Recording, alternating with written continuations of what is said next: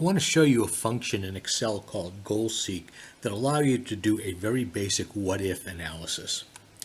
What you have on the screen right now is an Excel payment function with an annual interest rate, the term in years, how much you're borrowing, and then the payment function that shows you what the payment is based on those three factors.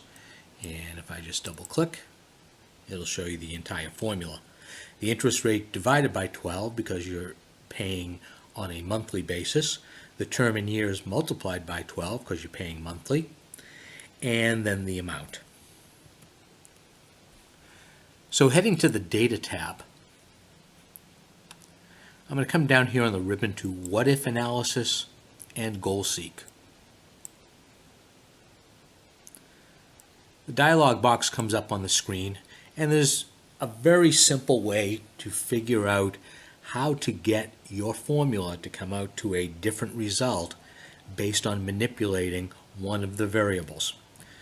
The set cell wants to know what cell your formula is in, so I happen to be in D7. We're going to leave that as it is. The second option, to value, is what would you actually like that value to come out to be? So say I was doing this function and the payment came out to be $363.83, and I said, well, based on my budget, I could really only afford a payment of $325. So I want to make D7 come out to be $325. And then the third option is by changing what cell. So it would be changing one of the cells in the formula. Do I want to see what the interest rate would need to be? Do I want to change the term? Or what you commonly would do is say, well, what amount would I need to borrow less in order for this to come out to be $325? So my changing cell will be cell D5. When I OK that, Goal Seek then calculates out that instead of the $20,000, if I only borrow $17,865.2, the result of the payment function will be $325. In the dialog box, if I say OK, it accepts the result. If I cancel, it will go back to the way that it was. So just to give you one more example, I'll start again in What If Analysis and Goal Seek. I'll set cell D7 to 325. But this time I want to change the term. How much longer am I going to need to pay in order to make this payment come out to be $325?